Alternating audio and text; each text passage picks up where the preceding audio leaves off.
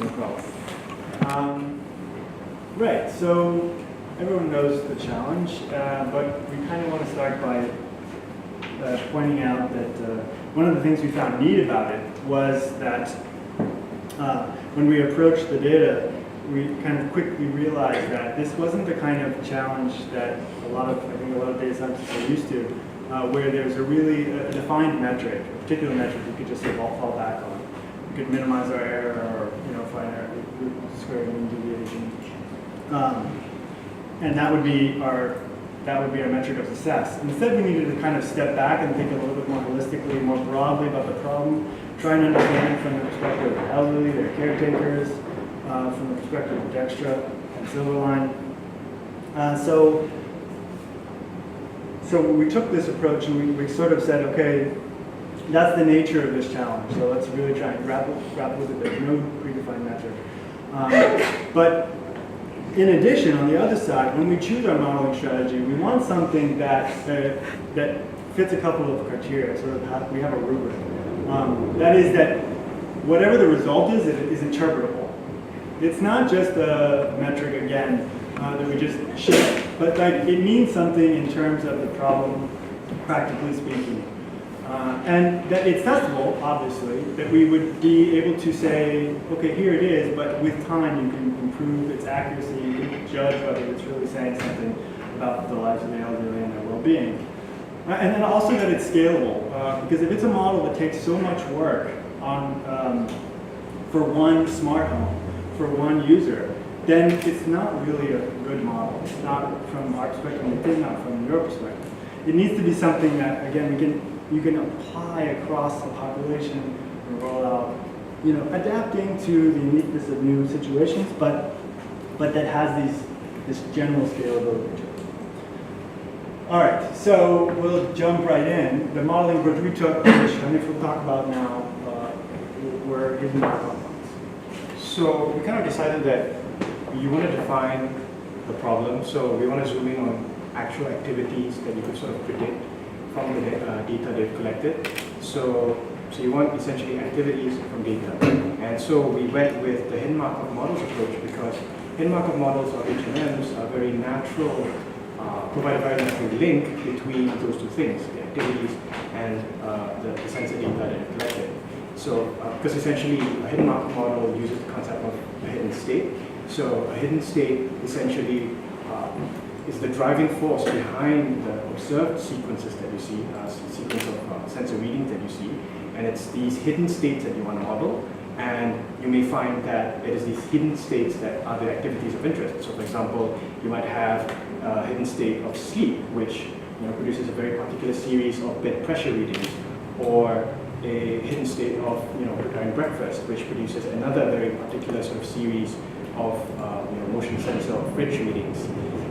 So that's why we went ahead with that approach. So can I also jump in just real quick? The other thing is that when we start talking about this terminology, the other thing we did at the front end was ask, what is it about the elderly, what is it about well-being, what is it about mood reporting in the mobile phone app, these kind of things that that are important and that are affectable. Somehow we can influence that condition. And what we found based on the research that we looked at was that there were sort of two things that we could zero in on. The first was that there were these routines, what are some called circadian daily rhythms, or activity rhythms, that have to do with establishing some routine that people find comfortable with, as well as sleep patterns, getting the right amount of sleep, getting a regular bedtime and wake time. These things have been shown to be very strongly connected to health, and to mental well-being, and to dealing with the inevitable problems like dementia issues, etc. So that's identifying those activities are what we mean when we can talk about hidden states in the modeling terminology. So just to reiterate, we are really interested in finding actual activities from the sensor data that has been collected. So the setup of the model, so we transform the data. So instead of having multiple records of sensor readings every time it happens, we created a time series whereby for every minute that we capture in the data set, you sort of create a new feature for every sensor that was that fired off. So if the fridge was open at a minute, you log it in, and additionally, if the motion sensor was also fired off, you also log it in. So you have a nice time series. And then additionally, what we did was to actually create a new variable, which we call location. And this was done by going back to the floor plan, the blueprint of the senior's home, and then sort of tagging each sensor with a certain location. So this way, you can sort of get an aggregate picture of what is going on in the senior's day without actually having to. So what you could have done is to fit an individual hidden Markov model with each of the sensor readings, but that's not getting bang for a buck with all that you have. So with the locations, so say the fridge was activated, then you would label it as kitchen, and if the bed was activated, then you would label that as the bed area, and then so you get a nice time series which covers sort of totality of activity that's happening in the space. And once you have that, then it's very well, it's not trivial, but you can just train a hidden Markov model from there, and then the hidden Markov models ideally should correlate to some kind of activity which is driving those observed locations. Yeah, so I'll proceed to do a demonstration that we came up with an app basically to sort of visualize the kind of results that we get with this approach. So, so this is the 65-year-old senior, and this is just to remind ourselves what the setup of the sensors look like in the senior's home. So then, you just plot sort of the activity that was going on. So the y-axis just corresponds to the motion counts. So time points when the motion sensors fire off will be logged, and then at the bottom here you can see other time points when the other sensors are firing off. So then when you overlay it with the predicted states, okay, say you think that there are two main states which are driving these observed pattern of locations, and this is what you get, which doesn't seem very interesting. But once we get to 3 states, then we can see that there's some sort of a delineation between the different time areas. So the green bands, so you will notice that it's between midnight and 9. That probably corresponds to some kind of sleep band.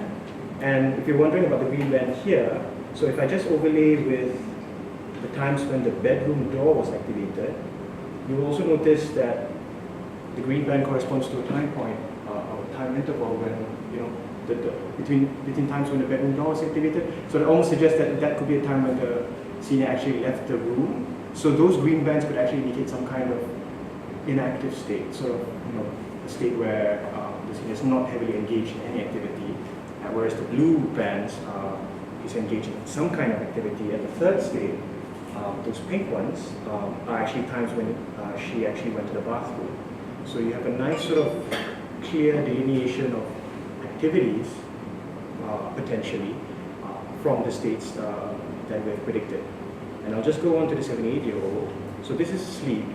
So for the 7-year-old, similarly, if you try to overlay 3 underlying states, you can sort of see, so if I just overlay this with when the front door was activated, you can almost see, or you can almost think that it's suggesting the times, the pink bands would be the times when the senior was in the house, and then at the boundaries of it, then suddenly nothing happens. So that could be times when the senior was actually out of the house.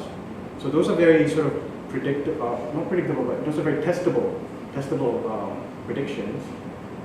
So we have a setup going to let us predict activities. Now the question is, how do we validate them? And yeah.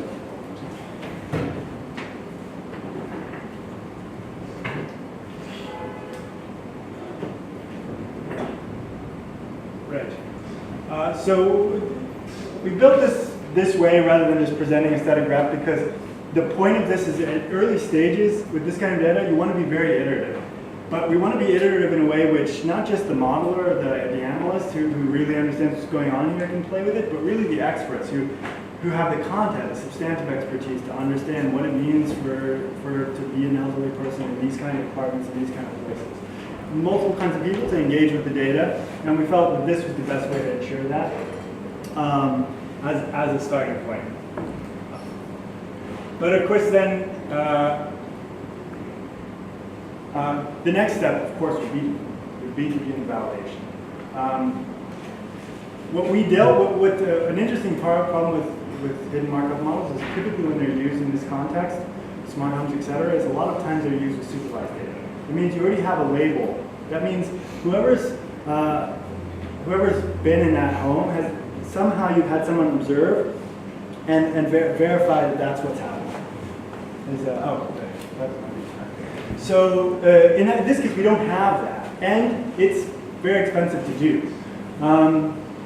So what we propose is that if you could integrate the app with this system by having the users who are in these smart homes using the app and identifying that, IDing that app user in that way, then you could slightly shift some of the questions you ask to really target the kinds of states or activities you're interested in targeting. So if you really decide that sleep is an important part of this, then you add a simple question like, when do you go to bed, when do you wake up, that kind of thing.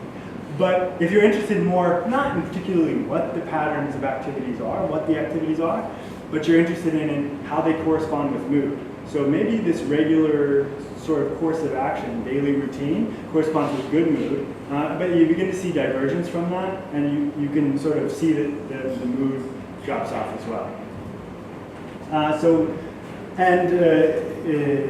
It doesn't require all of the data being labeled, right? It requires you labeling those broader patterns of activity. Okay, so we'll just sort of conclude with kind of reviewing those, our suggestions. And the first one is kind of how you'd approach validation, but the second one is also thinking about the sensor coverage.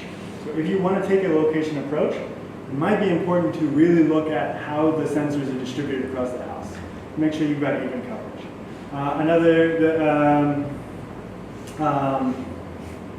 The other aspect is, again, choosing really narrowing down on what are the activities that you find important, what are the routines, sleep, etc. And then the final one is, in the more distant future, is that the potential is there for some kind of real-time prediction, in the sense that once you've built up enough data, once you've begun to validate, if you can begin to see, if your sensors are connected somehow wirelessly, you begin to see divergence in any kind of meaningful way, then that starts to tell you something. And it tells you something not just that, why has my mother been in such a bad mood lately? It's that, look, she's not getting the sleep she needs, or she's just staying in her room a lot. And these are more influenceable sort of things than just a bad mood. Yeah, so that's it. I think there's more in the report as we wrote it up, and of course we're happy to take questions.